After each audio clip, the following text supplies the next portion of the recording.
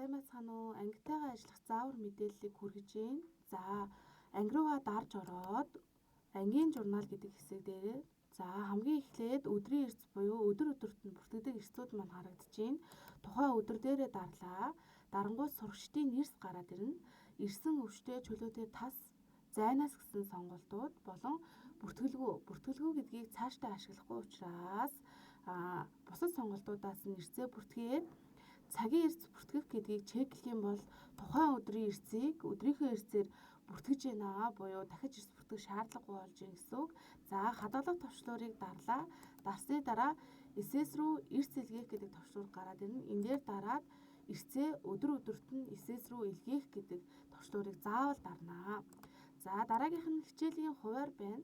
Даваагаас баасан гаригуудад хэд хэддгээр цаг дээр ямар хичээл ордог вэ гэдг нь харагдаж байна. За дутуу цагууд байх юм бол та манай энэ чинээсээ харж агаад оруулах нь байна. Тэмдэглэл судалгаа гэдэг хэсэг дээр ангитайгаа холбоотой тэмдэглэл судалгаануудаа бөглөнө. За сургалтыг дэмжих үйл ажиллагаа гэдэг маань ямар үйл ажиллагаанууд зохион байгуулсан. Төлөвшил хандлагын тэмдэглэл гэдэг маань хүүхэд бүр дээрээ төлөвшил хандлагын тэмдэглэлүүд бол бичигдэж байгаа. Ололт амжилтын тэмдэглэлийг мөн адил хүүхэд болгон дээрээ бичин ямар ололт амжилтуудтай байсан бэ гэдгийг. Эрүүл мэндийн үзлэг. За жилдээ ядаж 1-2 удаа эрүүл мэндийн үзлэгт хамрагдаж байгаах тэр бүртгэлүүдээ бүгдийг бүртгэн ажиглалт судалгаа үр дүнгийн тэмдэглэлийг хүүхэд бүр дээрээ бичнэ. За хүүхэд бүр дээр маань ямар байсан бэ гэдэг мэдээллүүд маань бичигднэ гэсэн үг.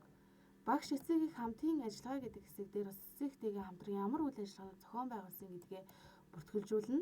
За хичээлээс гадуурх сургалтанд хамрагдалт гэхээр хүүхдүүд маань хичээлээс гадуур ямар сургалтанд хамрагдчихж байгаа юм бэ гэдэг мэдээлэл. За хамгийн сүүлд нь багшийн тэмдэглэл дүгнэлтээр тэмдэглэл судалгаа хэсэг маань ингээд дуусж байна. За суралцагч гэдэг хэсэг дээр бол суралцагчдын маань нэрсүүд харагдаж байгаа.